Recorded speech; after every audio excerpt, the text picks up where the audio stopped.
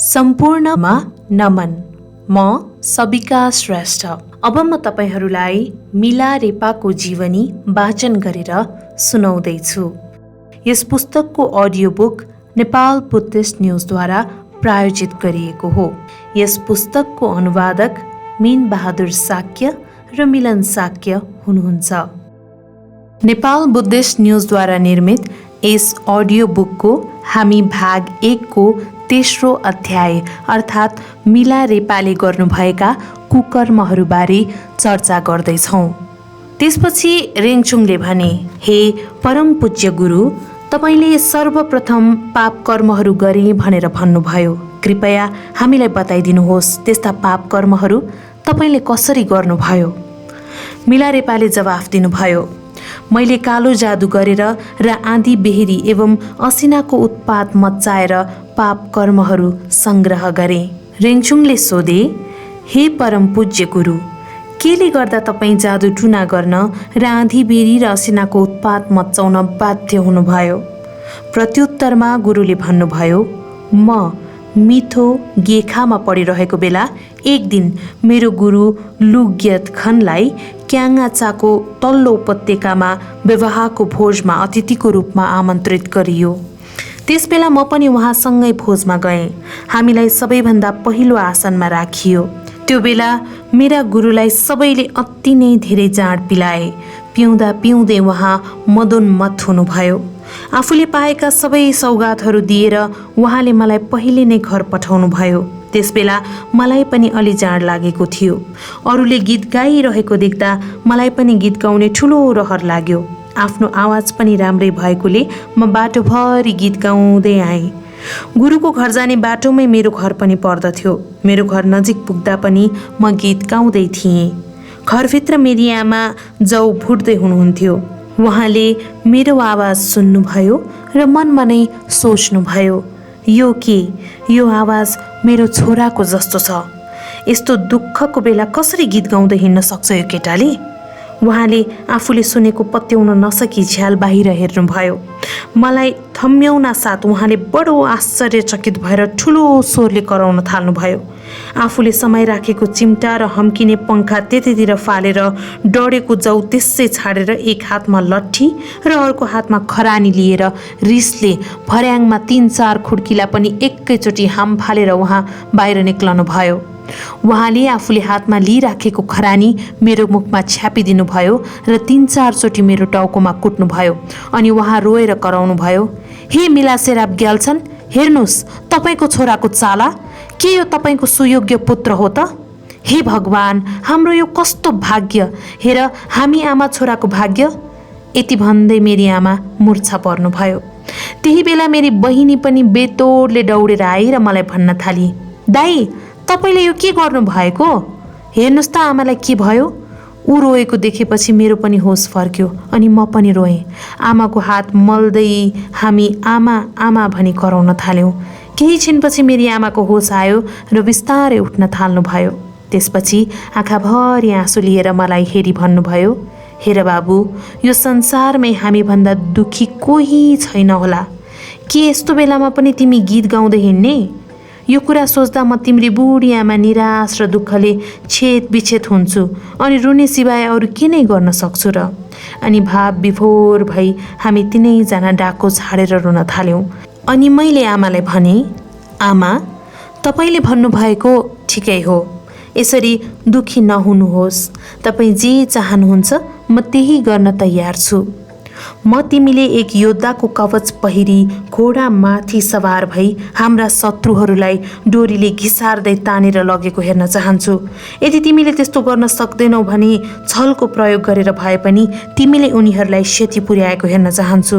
त्यसैले म तिमीलाई पूर्ण रूपले कालो जादु सिक्न पठाउन चाहन्छु।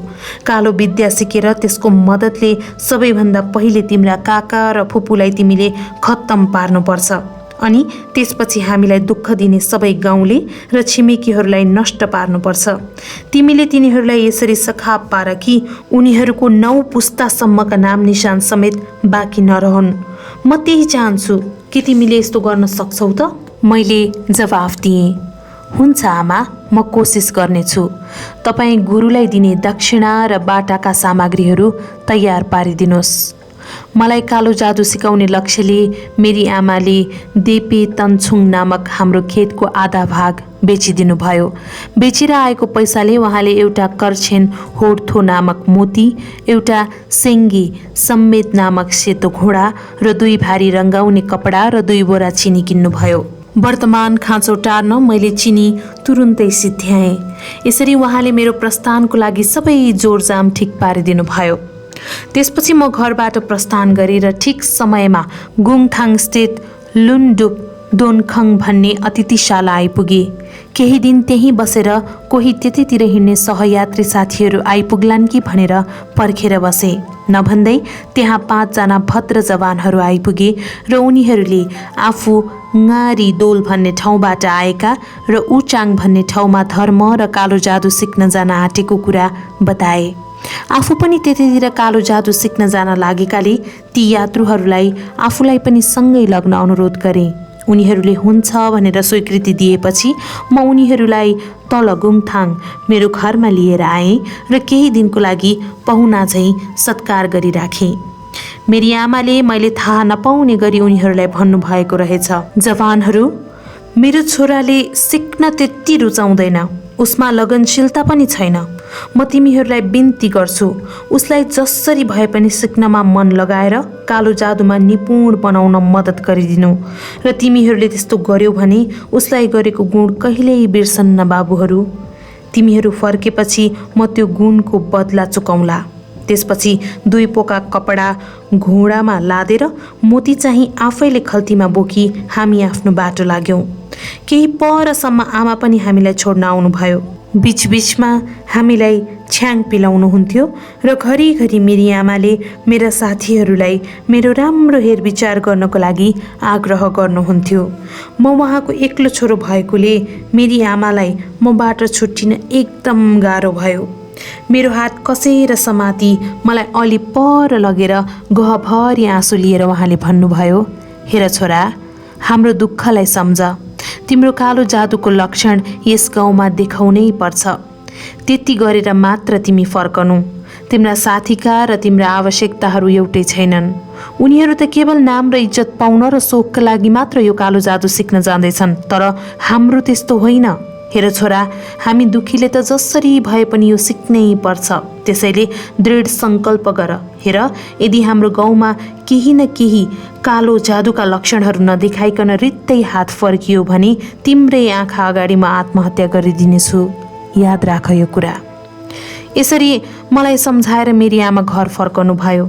आमाबाट छुट्टिनु पर्दा मेरो मुटु छिया छिया भयो र आमाको मायाले गर्दा म यसरी छटपटिएँ कि म बारम्बार उहाँलाई फर्किएर हेर्न थालेँ र मेरा आँखाबाट निरन्तर बगिरहेका आँसुलाई मैले जति कोसिस गरे पनि थाम्नै सकिनँ। मेरी आमालाई पनि आफ्नो अत्यन्तै प्रिय छोराबाट छुट्टिनु पर्दा असह्य वेदना भयो। हामी दृश्यबाट ओझेल नभएसम्म मेरी आमाले आँखाभरि आँसु लिएर हेर्दै रहनुभयो। अब मैले आफ्नी आमालाई देख्न पाउँदिनँ भनेर सोच्दै आमाप्रतिको अगाध स्नेहले गर्दा एकछिन त मलाई अहिले नै आमा कहाँ फर्किहालौँ जस्तो पनि लागेको थियो। हामीहरू एकअर्काले नदेखिने गरी निकै टाढासम्म पुगिसकेपछि मेरी आमा रुँदै आफ्नो गाउँ फर्कनु भयो। म गएको केही दिनपछि गाउँभरि श्वेत रत्नाको छोरा कालो जादु सिक्न गयो भन्ने हल्ला फैलियो। हामी उचाङ जाने बाटोमा हिँड्दै चङरुङको गाउँमा अवस्थित याग्दे आइपुग्यौँ। त्यहाँ मैले आफ्नो घोडा र रङ्गाउने कपडा एकजना धनी व्यक्तिलाई बेचेँ। त्यसको भुक्तानी स्वरूप सुन लिएँ। सुन आफैले बोकी आफ्नो यात्रामा लागेँ। ब्रह्मपुत्र नदी पार गरिसकेपछि हामी उपरान्ततर्फ अघि बढ्यौँ। थुन लुग रखा आइपुग्दा हामीले धेरै लामाहरूलाई भेट्यौँ। हामीले ऊमा बस्ने कालो जादु जान्ने, द्रव्य अभिमन्त्रित गर्न र असिना पार्न सक्ने लामालाई चिन्नुहुन्छ कि भनेर उनीहरूलाई सोध्यौँ। एकजना लामाले जवाफ दिए, हो, याङलुङ क्योर्पोदोङ नामक ठाउँमा एकजना ङङ युङतोङ थोङ्गेल नाम गरेका लामा बस्दछन्। कालो जादु, द्रव्य अभिमन्त्रित गर्ने इत्यादि उग्र मन्त्रमा उनी धेरै शक्तिशाली छन्। त्यो लामा पनि उनकै शिष्य रहेछन् अनि हामी तिनै युङतोङ लामालाई भेट्न यार लुङ क्योर्पो पुग्यौँ। त्यहाँ कालो जादुका गुरुलाई भेटेपछि मेरा साथीहरूले उहाँलाई सौगात स्वरूप आफूले ल्याएका केही कमसल उपहार मात्र चढाएको मैले देखेँ। तर मैले भने आफूसँग भएभरका सबै सामग्रीहरू मैले ल्याएका सबै सुन मोती आदि सबै गुरुलाई चढाएर विनम्र अनुरोध गरेँ, हे गुरुदेव, म हजुर समक्ष मेरो काय वाक र चित्तलाई नै चढाउँछु। मलाई जादु मन्त्र यसरी सिकाइदिनुहोस् कि म मेरो पैतृक सम्पत्ति छिनेर हामीलाई असह्य दुःख दिनेहरूमाथि वज्रपात मच्चाएर मेरो सिद्धि देखाउन सक्षम हुन सकौँ। कृपया म माथि कृपा राखी मैले यस कलामा निपुणता प्राप्त नगरुन्जेलसम्म मलाई खाने लाउने बन्दोबस्त पनि गरिदिनुहोस्। लामाले मुसुक्क हाँसेर जवाफ दिनुभयो, हुन्छ, तिम्रो अनुरोधको बारेमा सोचौँला। यसरी हामीले आफ्नो अध्ययन सुरु गर्यौँ। तर उहाँले हामीलाई जादु मन्त्रका वास्तविक गोप्य कुराहरू भने सिकाउनु भएन। लगभग 1 वर्ष जति बित्यो। उहाँले हामीहरूलाई आकाश र पृथ्वी जुदाउने, केही जादु मन्त्र जप गर्ने र केही उपयोगी अभ्यासहरू बाहेक अरू केही पनि सिकाउनु भएन। त्यसपछि मेरा सबै साथीहरूले घर फर्कने इच्छा गरे।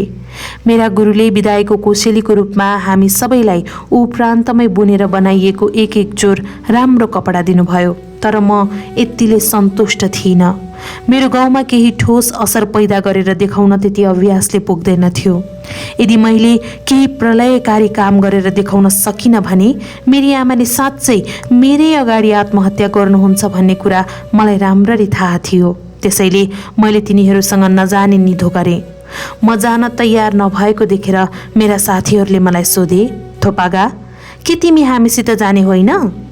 मैले उत्तर दिएँ, होइन, तिमीहरू जाऊ, मैले त अझै पुरा विद्या सिकेकै छैन। उनीहरूले भने, हामीले जे सिक्यौँ यही पर्याप्त छ, अब हामीले मन लगाएर अभ्यास गरे मात्र पुग्छ। धेरै अभ्यास र साधना गरेर यी मन्त्रहरू प्रयोग गरियो भने यसले अत्यन्तै शक्तिशाली परिणाम दिनेछ। फेरि गुरुले नै उहाँसँग हामीलाई सिकाउन अरू कुनै बाँकी छैन भनिसक्नु भएको छ। यसमा हाम्रो कुनै शङ्का छैन। ठिक छ, गुरुसित तिमीलाई सिकाउन अरू केही विद्याहरू बाँकी रहेछन् भने सिकेर आउनु, हामी त गयौँ है।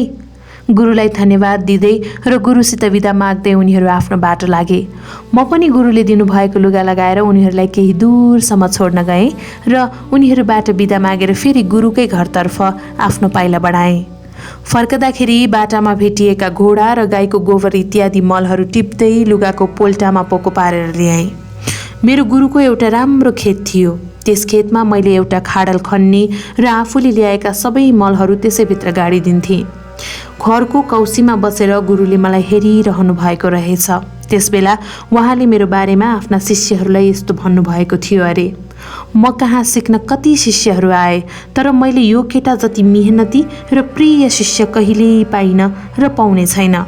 आज बिहान यो किन म कहाँ बिदा माग्न आएन भनेको त यसरी यहाँ फेरि फर्केर आउनलाई पो रहेछ। उसले यहाँ आउँदा नै मलाई सर्वप्रथम उसका छिमेकीहरूले उसलाई दुःख दिए र अन्याय गरे भन्ने कुरा सुनाएको त थियो। उसले आफ्नो काय वाक र चित्त समेत मलाई अर्पण गरेर मसित जादु मन्त्रको लागि अनुरोध गरेको थियो। केटो साह्रै सोझो रहेछ।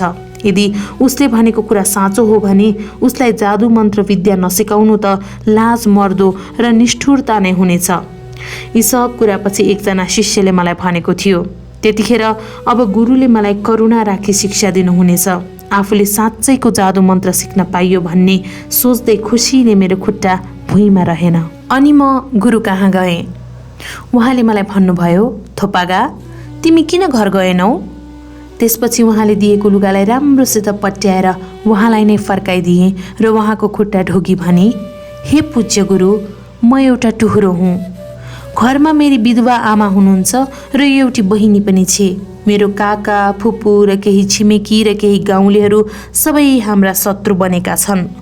सहनै नसक्ने गरी दुर्व्यवहार गरेर उनीहरूले हामीलाई दिनौसम्म दुःख दिए र मेरा काका र फुपूले त मेरो पैतृक सम्पत्ति समेत छिनेर लगी हामीलाई कङ्गाल पारिदिए। आफ्नो अधिकार माग्न वा तिनीहरूसित बदला लिन हामीसित केही सामर्थ्य नभएकाले मेरी आमाले मलाई जादु मन्त्र सिक्न पठाउनु भएको हो। हामीलाई यसरी यातना दिने ती दुश्मनहरूलाई तहस नहस गर्न सकिन भने मेरी आमाले मेरै आँखा अगाडि दम तोड्छु भन्नुभएको छ। त्यसैले घर फर्कने साहस ममा छैन गुरु। भो बिन्ती छ, मलाई प्रभावकारी किसिमले पुरै विद्या सिकाइदिनुहोस्। यति भनिसकेपछि म भावविहोर भएर रोएँ। मेरो गुरुले सोध्नुभयो, कस्तो प्रकारले तिम्रा गाउँलेहरूले तिमीहरूलाई दुःख दिए त?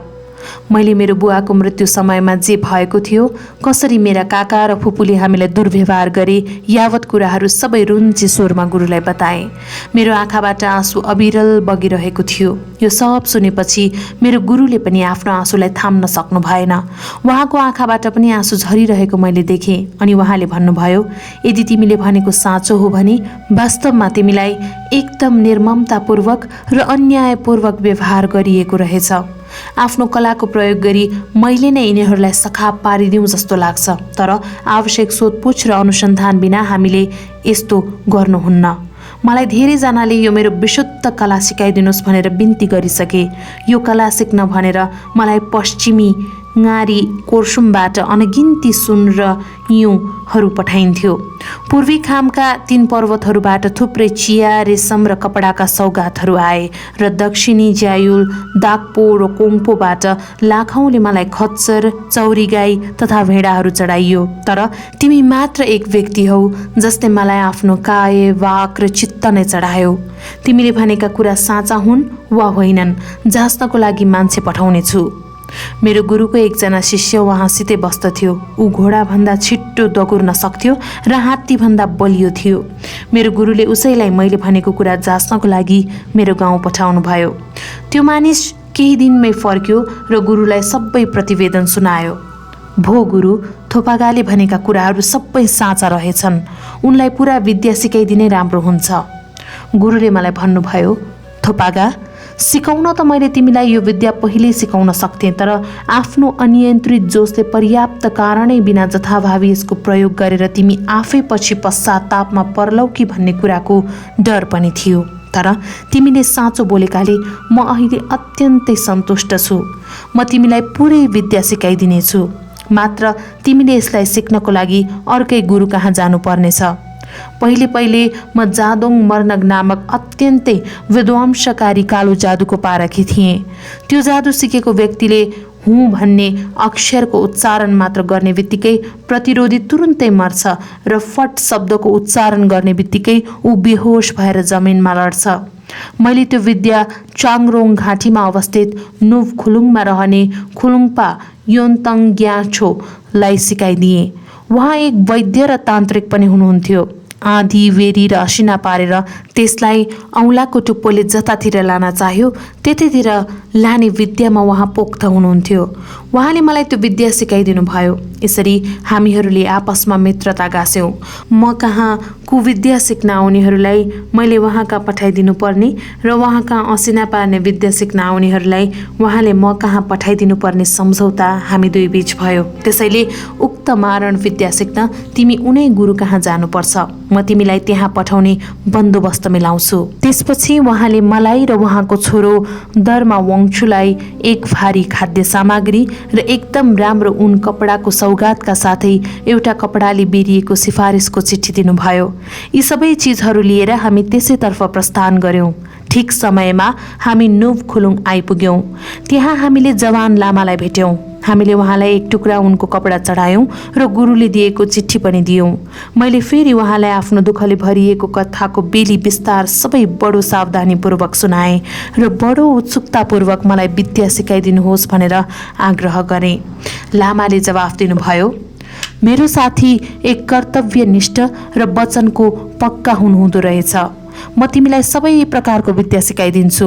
यसको लागि डाँडामा तिमीले एउटा बलियो गुफा बनाउनु पर्छ। त्यो गुफा मानिसले सजिलै भत्काउन नसक्ने हुनुपर्छ। ख्याल गर्नु, कोही पनि मानिस त्यस गुफाभित्र पस्न नसकुन्। हामीले जमिनमाथि बलिया सत्तरीहरूलाई एक आपसमा जोडेर गुफा बनाउन सुरु गर्यौँ। कसैले त्यस गुफाको द्वार देख्ला वा कसैले आक्रमण गर्ला भनेर त्यस गुफा वरिपरि प्वालै नरहने गरी हामीले चौरी गाई जत्रा ठुला चट्टानहरू राख्दै गयौँ। त्यसपछि गुरुले हामीलाई विद्याका मन्त्रहरू प्रदान गर्नुभयो। हामीले 7 दिनसम्म त्यही गुफाभित्र रही मन्त्रको अभ्यास गर्यौँ। 7 दिनपछि लामा आउनुभयो र हामीलाई यसरी भन्नुभयो, प्राय मन्त्रले काम गर्न सुरु गर्नको लागि 7 दिन काफी हुन्थ्यो। तिम्रो मन्त्रले चाहिँ काम गर्यो कि गरेन? मैले जवाफ दिएँ, धेरै टाढा यो कुविद्याको असर देखाउनु पर्ने भएकाले कृपया मलाई अझ 7 दिनको समय दिनुहोस् गुरुवर। गुरुले भन्नुभयो, ठिक छ, त्यसो भए आफ्नो अभ्यासलाई जारी राख। मैले त्यसै मुताबिक गरेँ। 14औं दिनको साँझतिर लामा फेरि मेरो गुफातिर आउनुभयो र भन्नुभयो, आज राति मन्त्रले काम गरेको सङ्केत तिमीले मण्डल वरिपरि देख्नेछौ। नभन्दै त्यसै राति मैले चाहेका 35 जनाको रगतले लतपतिएका टाउको र मुटु लिएर कुलदेवताहरू प्रकट भए। ती कुलदेवताहरूले सबै टाउका र मुटुहरूलाई त्यो मण्डल वरिपरि थुपारी भने, कैयौं दिनसम्म तिमीले हाम्रो साधना गरिरह्यौ, तिमीले चाहेका चिजहरू यिनै होइनन्? भोलिपल्ट बिहानै मेरो गुरु फेरि आउनुभयो र भन्नुभयो, सर्वनाश गरिनुपर्ने मानिसहरूमा 2 जना बाँकी रहे, तिनीहरूलाई पनि नष्ट गरिदिने कि जिउँदो छाडिदिने, के गर्ने ह? अति प्रफुल्ल भएर, होइन गुरुवर, यिनीहरूलाई छोडिदिनुहोस् ताकि यिनीहरूले मेरो न्याय र प्रतिशोध कस्तो रहेछ भनेर थाहा पाउन सकुन्। मैले भने, यस प्रकार मेरा काका र फुपूलाई जिउँदै छाडिए। मेरा कुलदेवताहरूलाई धन्यवाद ज्ञापन गरेर हामीले त्यो गुफा छाडी बाहिर निक्ल्यौं। आज पनि त्यो गुफा खुलुङ्गामा देख्न सकिन्छ। म चाहिँ मन्त्रले आफै कसरी मेरो गाउँ क्याङ्चामा वज्रपात मच्चायो होला भनेर सोचिरहेँ। वास्तवमा भएको के रहेछ भने त्यस बेला मेरो काकाको छोराको व्यवहार रहेछ। सबभन्दा पहिले मेरा काकाका छोरा र बुहारी हामीलाई अन्याय गर्ने मानिसहरू सहित जम्मा 35 जना मानिसहरू घरभित्र रमाइलो ठट्टा गर्दै पसेछन्। अरू हाम्रा शुभचिन्तक अतिथिहरू त्यतितिर आउँदै रहेछन्। बाटामा उनीहरूलाई अरूलाई मालिक बनाएर आफू कुकुरले चाहिँ ढोकाको छेउमा रुङ्दै बस्नु भन्ने उखानलाई चरितार्थ पारे ती निर्दयीहरूले। थोपाकाले आफ्नो कालो जादुले यिनीहरूलाई बदला नलिए पनि यिनीहरूले आफ्नो कर्मको फल अवश्य पनि भोग्नु पर्नेछ भन्दै एक आपसमा कुराकानी गर्दै गइरहेका रहेछन्। यसरी गफगाफ गर्दै उनीहरू त्यो घर नजिक पुगेछन्, तर घरभित्र चाहिँ पस्न पाएका रहेनछन्। त्यही बेला मेरा काका फुपूकी एउटी काम गर्ने आइमाई पानी लिन घर बाहिर आइछ। बाहिर तबेलामा धेरै घोडाहरू बाँधिएका रहेछन्। त्यो बेला त्यो आइमाईले त्यहाँ घोडाहरूको ठाउँमा बिच्छी, माकुरा, सर्पहरू, भ्यागुताहरू र चेपागाडाहरू सलबलाइरहेको देखिछे। एउटा चौरी गाई जत्रै बिच्छीले आफ्नो पन्जाले घरका खम्बाहरूलाई ठेलेर भत्काउन लागेको पनि उसले देखिछे। यो सब देखेर त्यो आइमाई डराएर त्यहाँबाट भाग्न खोजी। त्यो त्यहाँबाट भाग्न के खोजेकी थिई, तबेलामा बाँधिएका घोडा र खच्चरहरू पनि डरले यताउता चल्न र उफ्रन थाले। यसरी एकले अर्कोलाई लात्ताले हिर्काउँदा हिर्काउँदै कुनै जनावरहरूले मुख्य खम्बामै जोडले लात्ताले हानिदिएछन् अनि पुरा भवन ठड्याम्म आवाज निकाली ढलेछ। यसरी भत्किएको घरका भग्नावशेषका थुप्रोमा थिचिएर मेरा काकाका छोराहरू, बुहारी र अरू पाहुनाहरू गरी जम्मा 35 जनाको मृत्यु भएछ। घरभित्र धुलोको मुस्लोले ढाकिएका लासै लास मात्र थिए अरे। सबैजना रोइ कराई राखेको देखेर मेरी बहिनी पेता हडबडाएर दगुर्दै मेरी आमा कहाँ गएर भनिछे, आमा आमा, काकाको घर त भत्केछ नि र धेरै मानिसहरू मरिसके, हेर्न आउनुहोस् त। मेरी आमाले खुसीले चिच्याउँदै उठेर हेर्न जानु भएछ। मेरो काकाको घर भत्किएर केवल धुलो र ढुङ्गाको थुप्रोमा परिणत भएको उहाँले देख्नुभयो र गाउँलेहरूको चित्कार पनि सुन्नुभयो। उहाँ खुसी पनि हुनुभयो र आश्चर्यचकित पनि। एउटा लामो लट्ठीमा एक टुक्रा कपडा बाँधी त्यसलाई माथि उचाली बेसरी हावामा हल्लाउन थाल्नु भएछ अनि ठुलो स्वरले कराउनु भएछ, हे देव, गुरु र त्रिरत्न, मेरो पूजा स्वीकार गर्नुहोस्। गाउँले र छिमेकीहरू हो, मेरा दिवंगत पति मिला सेराब ग्याल छनले सुयोग्य पुत्र पाउनु भएन त?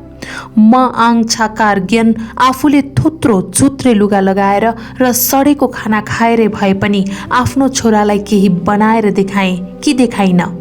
पहिले यी काका र फुपूले तिमीहरू धेरै छौ भनी हामीसँग लड्न आयो, थोरै छौ भनी सरापी राख्नु भन्थे नि।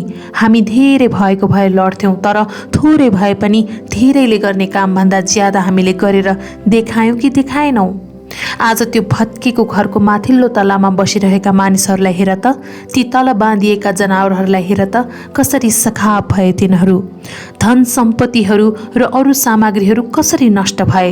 मेरो छोराले आफ्नी आमा जिउँदो छँदै कस्तो मनमोहक दृश्य देखाइदियो। यो सब हेर्न पाउँदा मेरो जीवन नै सफल भयो। योभन्दा बढ्ता अरू कुनै खुसी होला त? आफ्ना घरभित्र बसेका छिमेकीहरूले समेत मेरी आमाको प्रतिशोधले भरिएर कराएको आवाज सुने। कोहीले भने, हो उनले ठिकै भनिन्, त्यस्तै गर्नुपर्छ। तर कसैले यस्तो पनि भने, हुन त उनले भनेको कुरा त ठिकै हो, तर उनको प्रतिशोध अलि बढ्ता भएन र? गाउँलेहरूले केले गर्दा ती मानिसहरू मरे भन्ने कुरा थाहा पाए। उनीहरू एक ठाउँमा भेला भएर एक आपसमा गफ गर्न थाले। यत्रो ठुलो वज्रपात मच्चाएर पुगेन, अझ यो सब भएकोमा खुसी पो मनाउँछ यो आइमाई। यो त अचाल्की भयो। उसको छातीबाट मुटु झिकिदिएर यातना दिनुपर्छ उसलाई। केही ठुला बडाहरूले भने, उसलाई मारेर के गर्ने, यो सब गर्ने त उसको छोरा हो, बरु सबैभन्दा पहिले उसैलाई खोजेर मार न तिमीहरू, अनि त्यसपछि आमा चाहिँलाई मार्न सजिलो हुन्छ। यो कुरामा उनीहरू सबैजना राजी भए। मेरो काकाले उनीहरूको कुरा सुनेर भने, मेरा त छोरा छोरी कोही बाँकी रहेनन्, सबै मारिए। मलाई मर्नुदेखि डर छैन र उनी मेरी आमालाई मार्न दौडे। तर गाउँलेहरूले उनलाई समातेर भने, यो सब तिमीले गर्दा नै भएको हो। तिमी पहिले आफ्नो वचनबाट चुक्यौ र त यस्तो ठुलो दशा आइलाग्यो हामीमाथि। यदि छोरोलाई मार्नु अघि उसकी आमालाई तिमीले मार्यौ भने हामी तिम्रो विरुद्धमा लाग्नेछौँ। मेरो काकाका अगाडि उनीहरूको षड्यन्त्र मान्नु बाहेक अर्को केही विकल्प रहेन। गाउँलेहरूले मलाई मार्ने षड्यन्त्र रचे। उनीहरूले मलाई खोजेर मार्नको लागि मान्छेहरू पठाउने निधो गरे। त्यसको सुइँको मेरो मामाको कानमा पनि पर्यो। मेरो मामा मेरी आमा कहाँ गएर उहाँलाई बेसरी हपार्न थाल्नुभयो। हिजो तिमीले के भनेको त्यस्तो? के गरेको त्यो? त्यसैको कारणले आज ती छिमेकीहरू तिमीलाई र तिम्रो छोरालाई मार्न तम्सिएका छन्। त्यसरी किन प्रतिशोधको रवाफ देखाएर चिच्याउनु पर्यो हँ? जादु मन्त्रको असरले मात्र पुगेन तिमीलाई?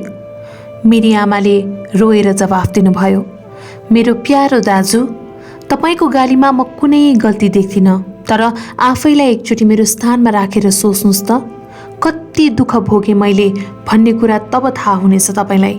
हाम्रा यत्तिका सम्पत्तिहरू धोका दिएर छिनेर लगियो र हामीलाई चाहिँ यसरी दुःख कष्ट दिइयो। त्यो सब सहेर पनि कोही जीवित मान्छे त्यसै चुप रहिरहन सक्ला त? ल तपाईँ नै भन्नुहोस् त। यति भन्दा भन्दै उहाँ धुरुधुरु रुनुभयो अनि मामाले भन्नुभयो, ल ल ठिकै छ, हुनु भइसक्यो, तिम्रो भनाइ पनि सही नै हो, तर कुनै बेला पनि हत्याराहरू यहाँ आउन सक्छन्, त्यसैले राम्ररी ढोका थुनेर बस्नु है। यति भन्दै मेरा मामा त्यहाँबाट जानुभयो। आमाले राम्ररी चुकुल लगाएर घरको ढोका बन्द गर्नुभयो र अब के गर्ने भन्ने विषयमा योजना बनाउन थाल्नुभयो। त्यत्तिकैमा मेरो काकाकी काम गर्ने केटीले गाउँलेहरूले हामी विरुद्ध षड्यन्त्र रचिरहेको सुनिछे। जे भए पनि उसमा हाम्रो परिवारप्रति मोह अझै बाँकी थियो।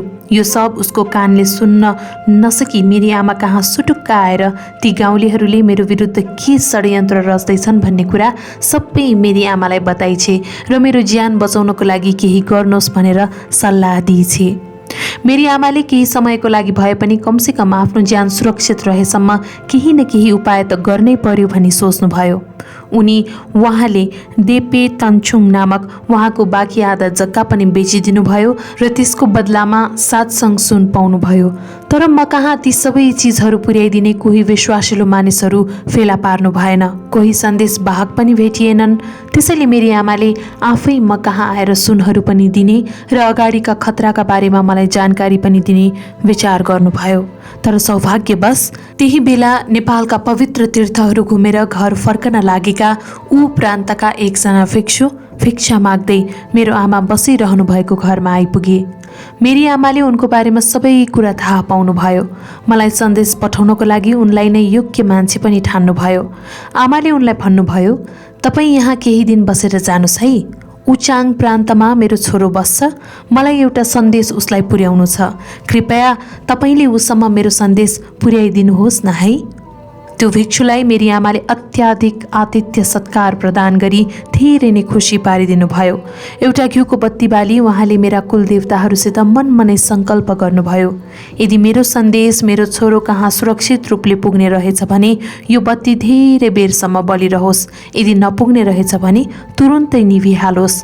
तर त्यो बत्ती पुरा दिन पुरा रात त्यस्तै बलिरह्यो अरे। यसले गर्दा मेरी आमालाई उहाँको सन्देश बिचैमा हराउला भन्ने कुरामा कुनै शङ्का रहेन। उहाँले ती तीर्थयात्रीलाई भन्नुभयो, हे योगी, देश वरिपरि यात्रा गर्न लुगा र जुत्ता राम्रो अवस्थाको हुनु अति जरुरी छ। उनका फाटेका जुत्ताहरू र च्यातिएको बक्खु मर्मत गर्नको लागि मेरी आमाले उनलाई छाला र धागो दिनुभयो। उनको च्यातिएको बक्खु मेरी आमा आफैले नै सिएर टालिदिनु भयो। योगीले थाहा नपाउने गरी उहाँले उनको बक्खुको सिएको ठाउँमा सातसङ सुन लुकाउनु भएको रहेछ। त्यसलाई योगीले देखेर चाल पाउन नसकुन् भनेर उहाँले त्यसलाई कालो कपडाले टालेर राम्ररी सिदिनु भएको थियो। उहाँले त्यो टालेको ठाउँमा तारापुञ्ज जस्तै देखिने गरी सेतो नरम धागोले यसरी बुट्टा भर्नुभयो कि बाहिरबाट हेर्दा त्यहाँ केही देखिँदैन थियो। त्यो यात्रीको राम्रो आदर सत्कार गरी गोप्य शब्दहरूले भरिएको एउटा बेरिएको चिठी उनलाई दिई म कहाँ पठाउनु भयो। ती यात्री गइसकेपछि मेरी आमाले सोच्नुभयो, यी छिमेकीहरूले के गर्न लागेका हुन् म जान्दिनँ, जसरी भए पनि यिनीहरूको मनमा भय पैदा गर्नु पर्यो। त्यसपछि पेतालाई बोलाएर भन्नुभयो, जाऊ त, ती योगीले तिम्रो दाजुको चिठी लिएर आएका हुन् भनी सबैलाई सुनाइदेऊ। त्यो चिठी मैले नै पठाएको झैँ गरी मेरी आमाले त्यसमा यसरी लेख्नु भएको थियो, आमालाई र बहिनीलाई घरमा सन्चै छ भन्ने आशा गर्छु। तपाईहरूले मेरो कालो जादुको असरहरू त देख्नु नै भयो होला। के अझै मान्छेहरूले तपाईहरूलाई अन्याय गर्ने र दुःख दिने आँट गर्दैछन्? यदि यसो गर्दैछन् भने मलाई तिनीहरूको नाम र कुल लेखेर पठाइदिनुहोस्। म आफ्नो जादु मन्त्रद्वारा तिनीहरूलाई सखाप पारिदिन्छु। मेरो लागि यो बायाँ हातको खेल हो। यसरी म तिनीहरूको 9 पुस्तासम्म सखाप पारिदिन्छु। आमा र बहिनी, यदि गाउँलेहरूले अझै तपाईहरूलाई दुःख दिन्छन् भने तपाईहरू यहाँ मात्र आउनुहोस्। म त्यो गाउँको नाम निशान मेटिने गरी सखाप पारिदिन्छु। मलाई यहाँ सन्चै र आराम छ। एकान्तमा आफ्नो विद्याको अभ्यास गरिरहेको छु, त्यसैले मेरो चिन्ता लिनु पर्दैन। यसरी लेखेपछि मेरी आमाले त्यस नक्कली चिठीलाई राम्ररी पट्याउनु भयो र सर्वप्रथम मेरै मामा र उहाँका साथीहरूलाई नै देखाउनु भयो। त्यस चिठीलाई सबैले हेरेर पढुन् भनेर मेरो मामालाई दिनुभयो। यसको फलस्वरूप गाउँलेहरूले सबैले आफ्नो विचार बदले र मलाई मार्ने योजना रद्द गरे। तिनीहरूले होरमा डुसुम जग्गालाई पनि मेरो काकाबाट लिई मेरी आमालाई नै फर्काए। उता ती योगी मलाई खोज्दै हिँडेछन्। म नोभखुलुङमा छु भन्ने कुरो थाहा पाएर उनीहरू त्यतैतर्फ आएर मलाई भेटे र त्यो चिठी मलाई दिए। अलि पर गएर मैले चिठी पढेँ। आशा छ थोपागा, तिमीलाई सन्चै छ होला। तिम्री बुढी आमा यस्तो छोरो पाएर धन्य भएकी छे। तिम्रा बाबु मिलासेराब ग्याल्छनको वंश नटुट्ने भयो। तिम्रो कालो विद्याका असरहरू हाम्रो गाउँमा ठुलो प्रकोपको रूपमा देखा परे र तिम्रो काकाको घर भत्किएर 35 जना मानिसहरू मरे।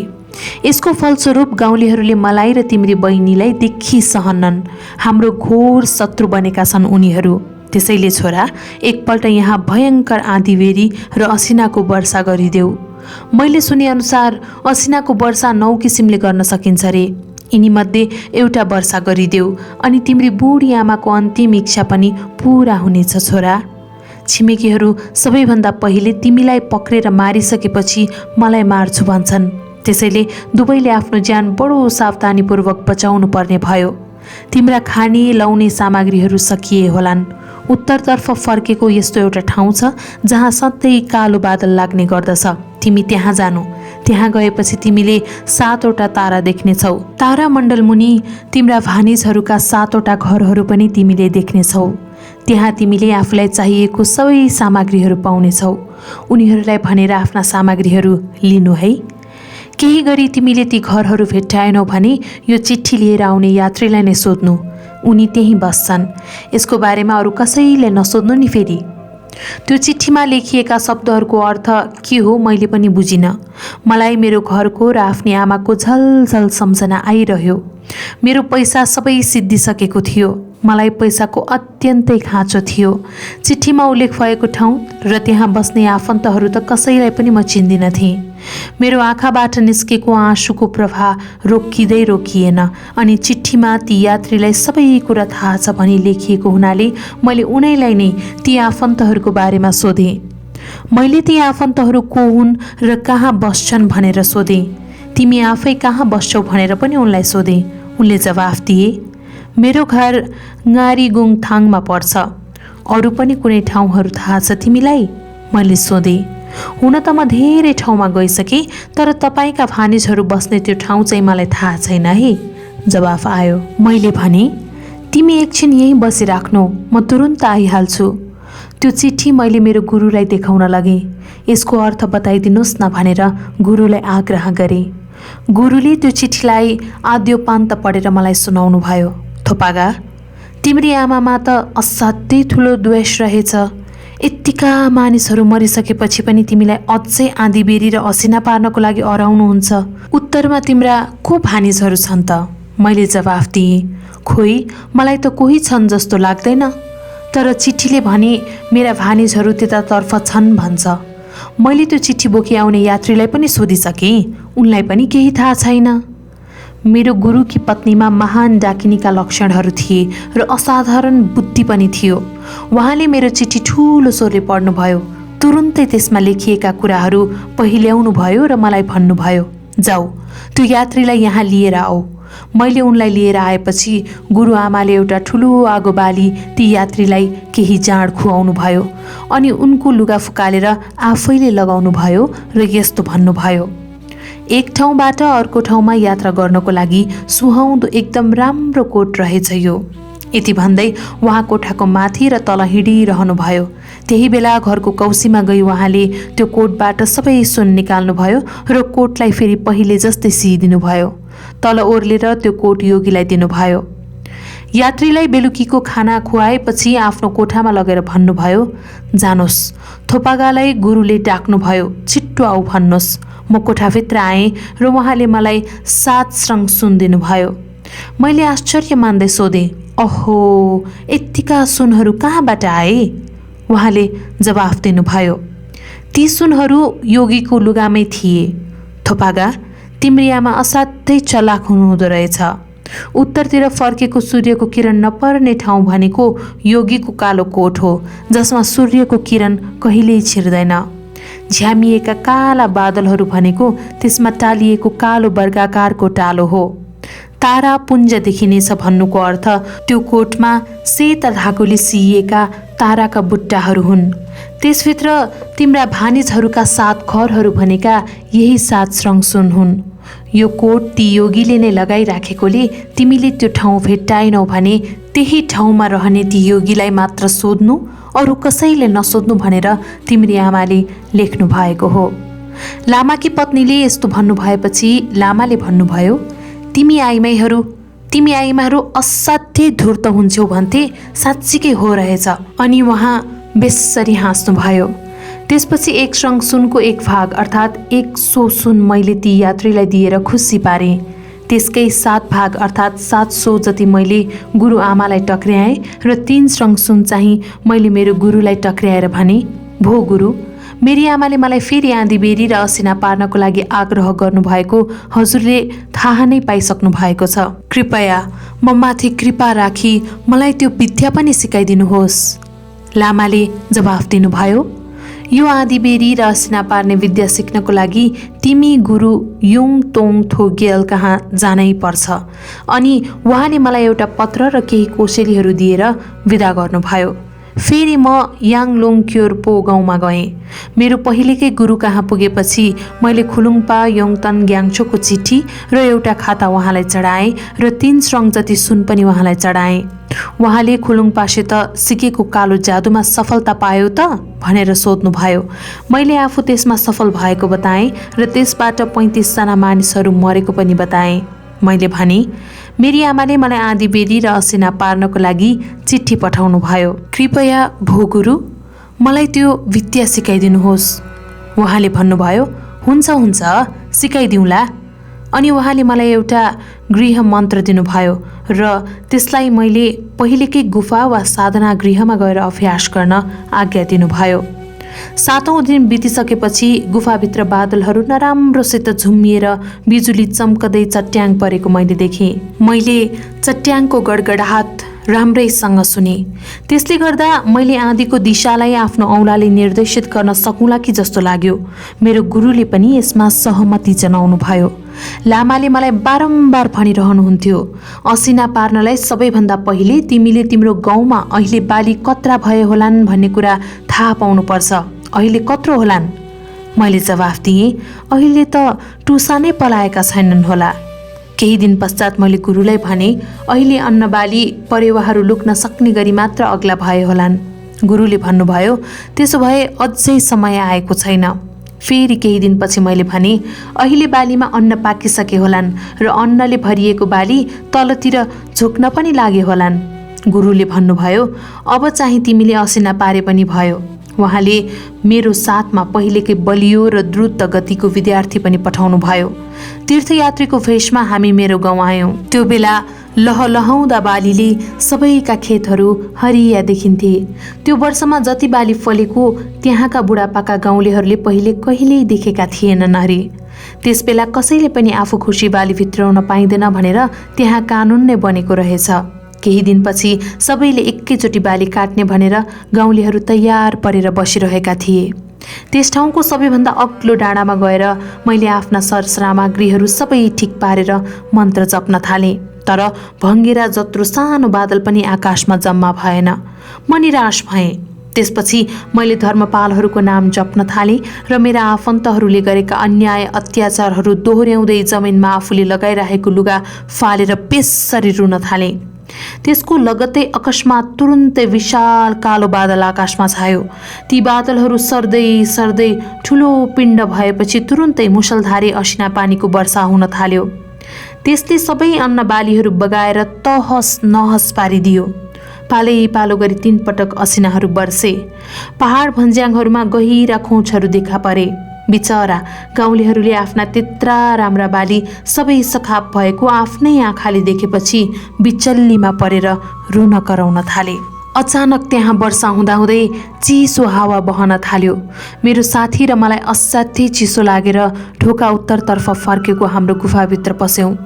त्यहाँ भएका स्याउला र काठका छेस्काहरू बालेर हामी आगो तापेर बसिरह्यौँ। त्यत्तिकैमा सधैँको जस्तै यसपालि पनि वार्षिक महोत्सव मनाउनको लागि शिकार खोज्न हिँडेका कोही मानिसहरू यस्तो बिजोग देखेपछि आक्रोशित भएर एक आपसमा यस्तो कुराकानी गर्दै आइरहेको हामीले सुन्यौँ।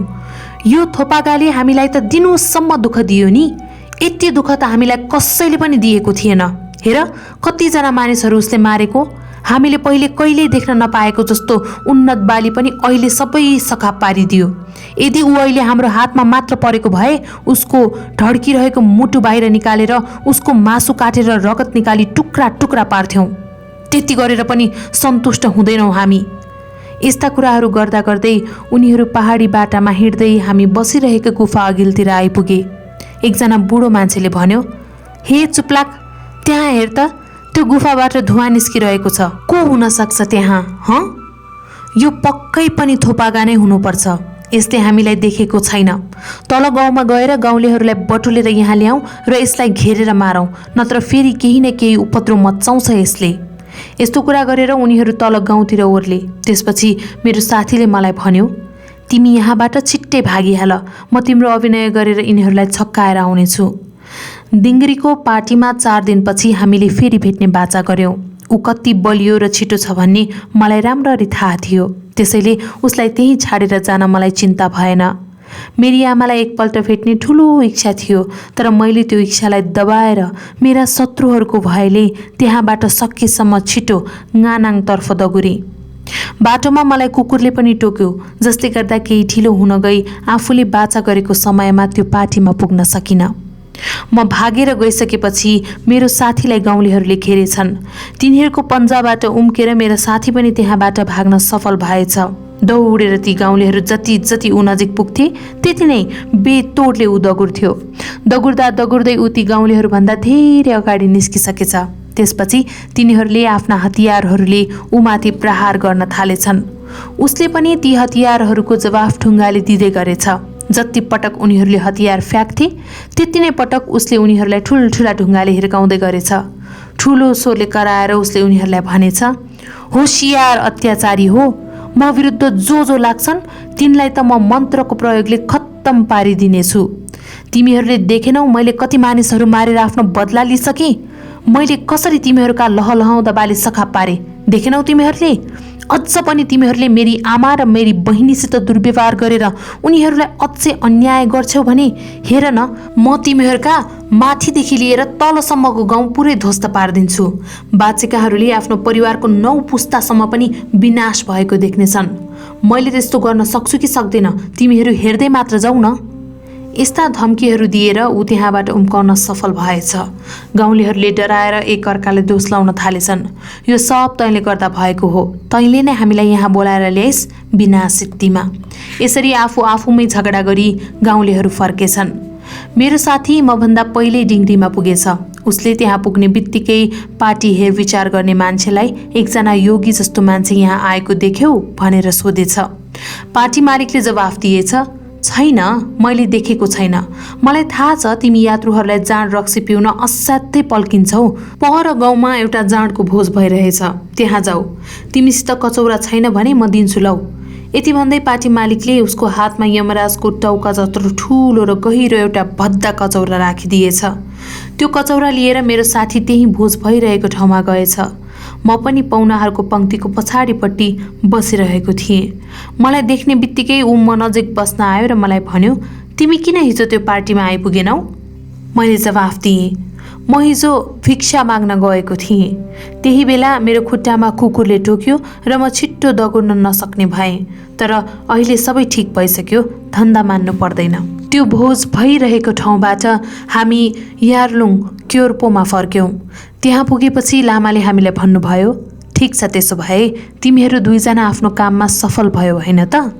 हामीभन्दा पहिले त्यहाँ कोही पनि पुगेको थिएन, तैपनि गुरुले कसरी थाहा पाउनुभयो भनी आश्चर्यचकित हुँदै हामीले सोध्यौँ। हामीहरूभन्दा पहिले त यहाँ कोही आए जस्तो लाग्दैन, तैपनि तपाईँलाई कसले हामीहरू सफल भयो भनेर बताइदियो? लामाले जवाफ दिनुभयो, यहाँ आज्ञापालक धर्मपालहरू आएका थिए। उनीहरूको अनुहार पूर्णिमाको चन्द्र चाहिँ उज्यालो देखिन्थ्यो। मैले त ती देवताहरूलाई धन्यवाद ज्ञापन समेत गरिसकेँ अनि मेरो गुरु अत्यन्तै प्रसन्न हुनुभयो। यस प्रकारले मैले मेरा शत्रुहरूसित बदला लिनको लागि काला कृत्यहरू गरेँ। मिलारेपा गुरुले यसरी भन्नुभयो, शत्रुहरूलाई विनाश गरिएको विवरण भएको यो तेस्रो अध्याय थियो। यही नै मिलारेपाको सांसारिक कुकर्म थियो। यस पुस्तकको अडियो बुक नेपाल बुद्धिस्ट न्युजद्वारा प्रायोजित गरिएको हो। यस पुस्तकको अनुवादक मीन बहादुर साक्य र मिलन साक्य हुनुहुन्छ।